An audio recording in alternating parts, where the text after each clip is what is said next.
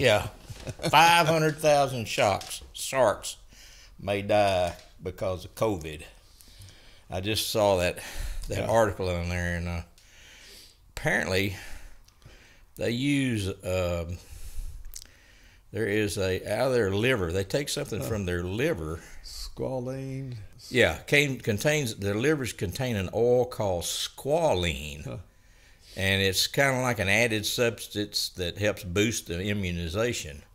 And I mean, they can make they can actually make this, but you know, it's like, let's just go get us a shark. Yeah, you know, it's cheaper. I don't know. That article, it's saying that, but I don't know if that's we got to really worry about killing all the sharks out there. But I don't know. Never heard of such. well, that's me either. I just pulled that up and I thought, oh, that's interesting. You know, so well, that's the reason they put that. They put those teasers on there to get you to pull it up. Yeah. Well, I was looking at the results and it looked like it come out pretty good. My big fish got off. Oh, really? Yeah. I had a big one on, and it jumped 3 or 4 times. And usually, if they survive the first jump, I figure I got them. But this one got back closer to the boat and jumped again, and boing, that was it. Oh, yeah. Yep. There's Tim Cole back in the news there. Yeah. That sucker's, he's hot. Yeah, of course, this was hardcore, and he caught a lot of fish is the reason he's hot. Yeah. You notice I didn't catch many. Yeah, you caught about half as many fish, but you did pretty good. I mean, didn't have the ones I caught were bigger. Yeah. If you'd have had that one fish that got I'd away had there. I'd have wanted going away. So this was in the Birch Creek. Birch Creek, Well, wasn't it? north of you and I went 515 out west. that day, that Tuesday, I think it was, wasn't it? Yeah, and I went out we went out and you caught one fish. One fish, late in the day. Yeah, I went out Tuesday with Charlie, and seems like I had one fish. He didn't have a bite. So going into Thursday morning, I really didn't have a clue what to do. So, well, you had said something about going in the far back end part of Birch. Y'all didn't do that, did you? Didn't do it. Now, especially Thursday morning when the wind was just a whistling. See, it's almost due north, just a little northeast here. Right, the wind yeah. was just coming right down the middle. Right through there. Yeah, and it had about 3-foot swells on it, and I thought, nope, I ain't gonna do that.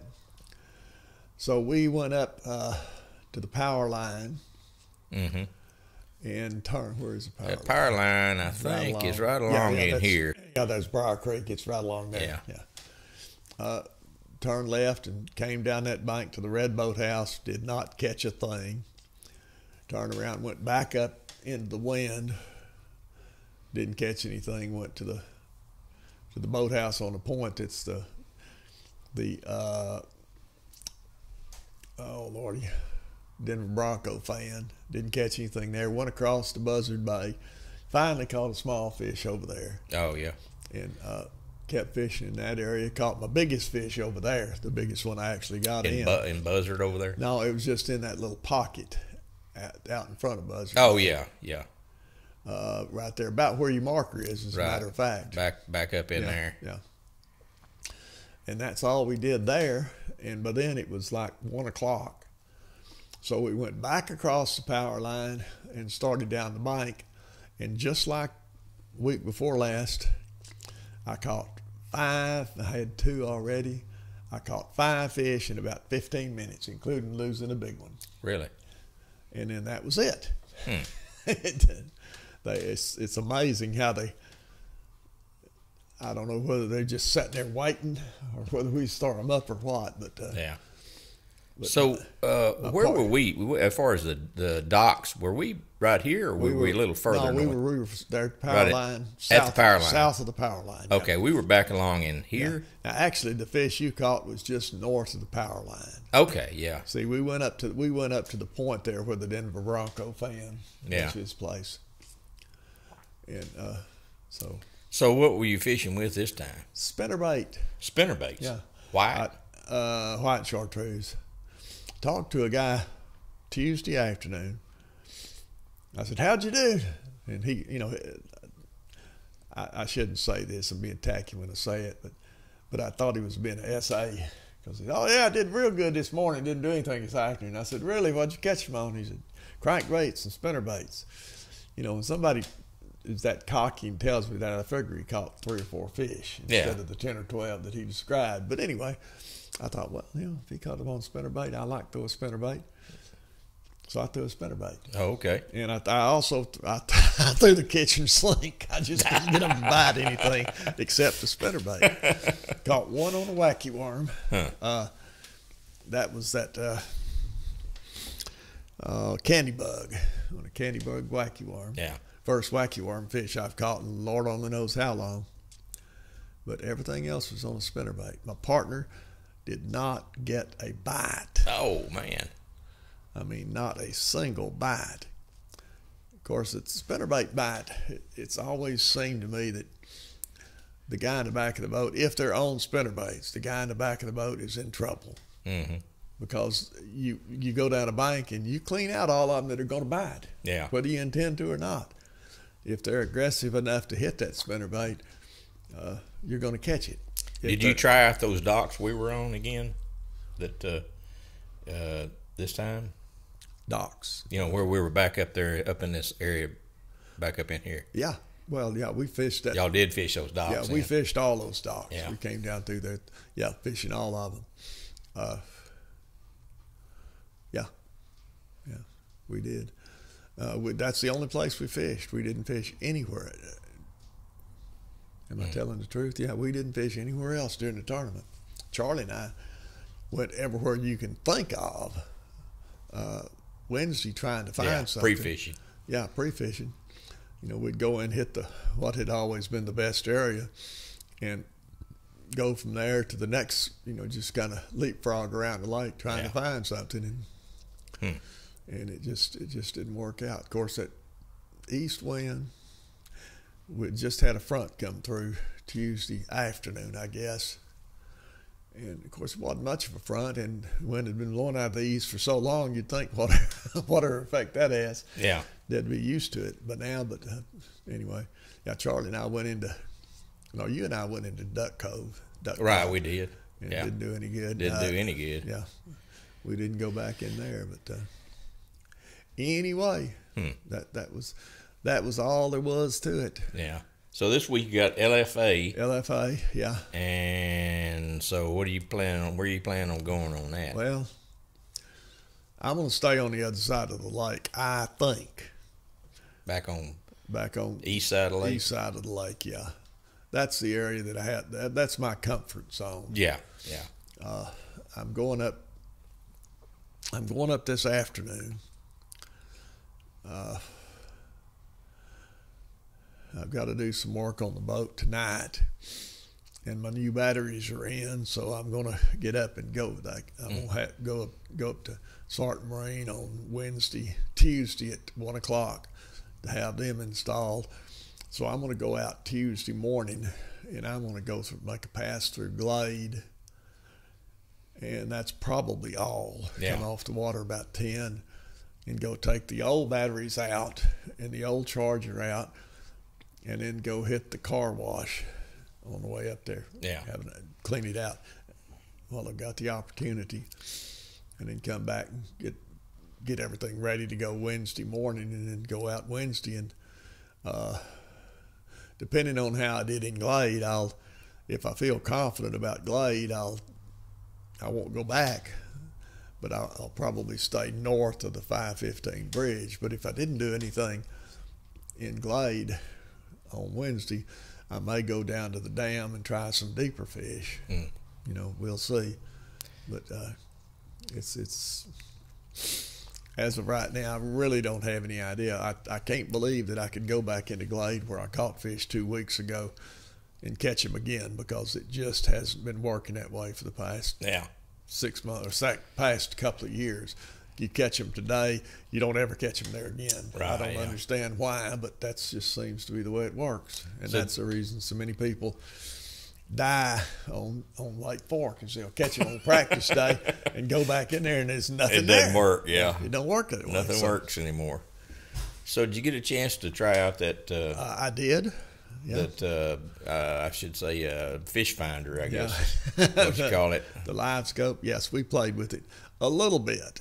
Not a whole bunch, because I was more concerned about catching fish. But we pulled up under the bridge there in Birch. Yeah. And I turned it on and twisted it over there, and you can see the bridge columns and the tie bar. I know, it's and you amazing. Can see the fish right up against it, and you sat there. And I started out doing it out on the roadbed. We were spot locked out there, and you could see a school of baits. One time in particular, I saw a school of bait fish move by, because you'd see one fish and it'd spread out to what appeared to be 8 or 10, and then it'd taper down, and then there was something right behind them. So wow. I thought, okay. I thought, okay, that looked like that was a predator following around behind them. But it's amazing. Well, this week your weather is yeah. It is what it is. And there's no excuses in there either. It's getting cooler in the morning. Yeah, I'd love to is. say it. Yeah, we've got, of course, northeast 7, and then Saturday for that Jake Wilson benefit, we got northeast 6. It's the same. If we catch fish Thursday, we'll catch fish. So you're fishing that as well, then? Yeah. Okay. Yeah. And just pull that up.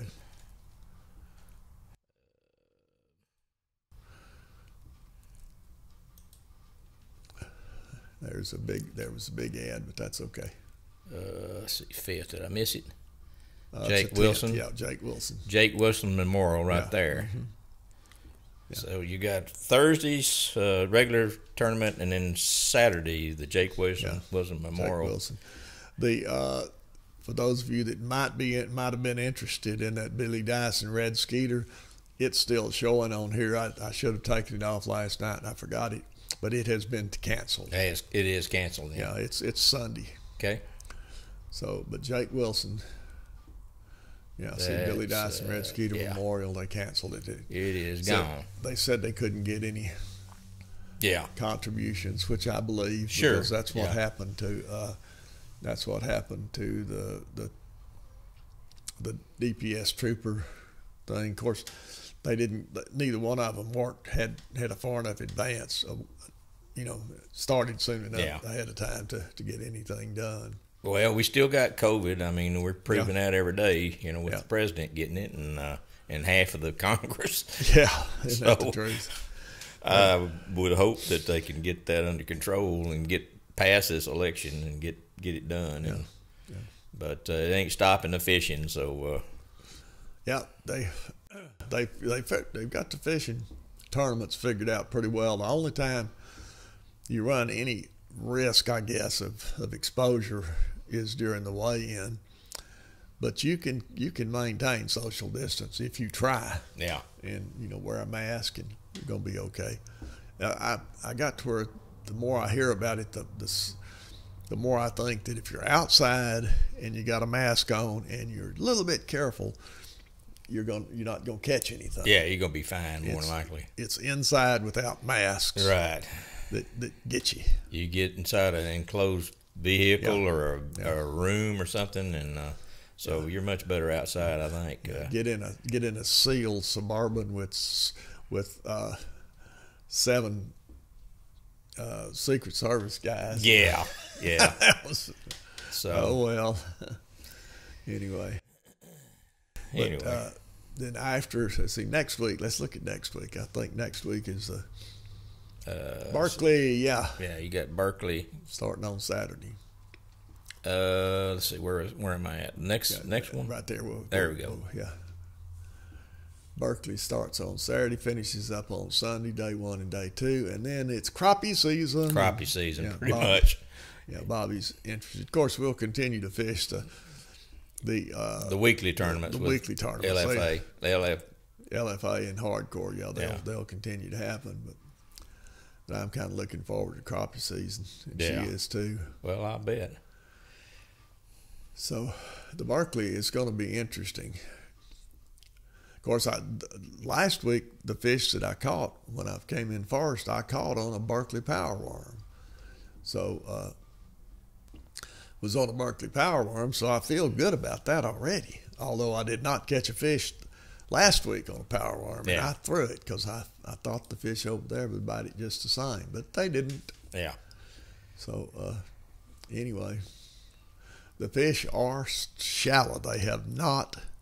Some of them, I'm sure, have, but you talk to the guys in the bass club, and you'll come away with the conclusion that they ain't gone deeper than 6 feet. Yeah. All year long, they've stayed up on the bank. Hmm.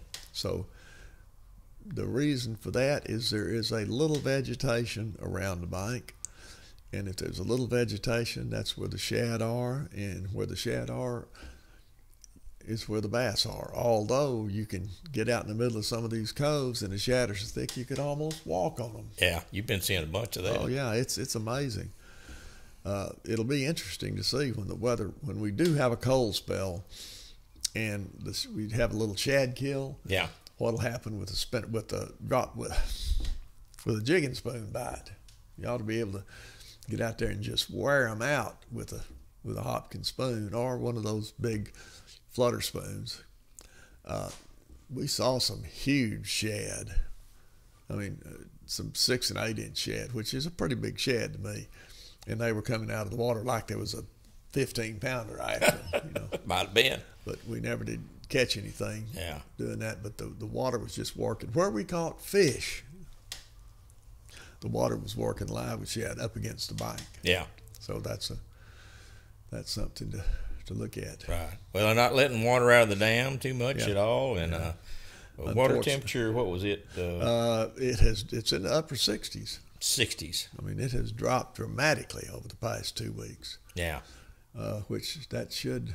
I doubt seriously if that causes any real distress to the shad, but I don't know where they start feeling distressed. But anyway, the water temperature is good. The water clarity, it's a little more clear than I like. I like for it to have a little more color than it's got. I mean, you get up against the bank and you can see the bottom in 3 feet of water, and that's Pretty clear. That's pretty clear for 4 feet. Right. Yeah.